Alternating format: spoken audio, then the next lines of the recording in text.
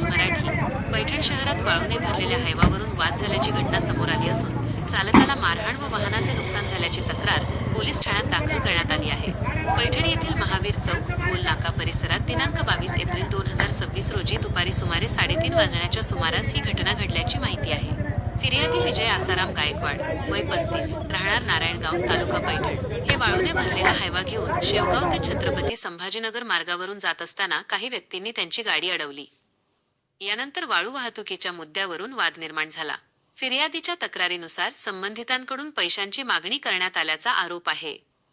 वाद वाढल्यानंतर त्यांना मारहाण झाल्याचेही नमूद करण्यात आले असून या घटनेत फिर्यादी जखमी झाले आहेत। तसेच हायव्याच्या काचा फोडून वाहनाचे नुकसान केल्याची माहितीही समोर आली आहे। या प्रकरणी पैठण पोलीस ठाण्यात विविध कलमान्वये गुन्हा दाखल करण्यात आला आहे। गुन्हा दाखल करण्याची प्रक्रिया पोलीस कर्मचारी गायकवाड यांनी पूर्ण केली असून पुढील तपास पोलीस उपनिरीक्षक खाडे करत आहेत। ही संपूर्ण कारवाई पोलीस निरीक्षक महादेव गोमारे यांच्या मार्गदर्शनाखाली सुरू आहे। दरम्यान या घटनेचा पुढील तपास सुरू असून संबंधित प्रकरणात कायदेशीर प्रक्रिया सुरू असल्याची माहिती पोलीस प्रशासनाकडून देण्यात आली आहे। अशाच ताज्या आणि विश्वासार्ह बातम्यांसाठी पाहत रहा आर्यव्रत न्यूज मराठी।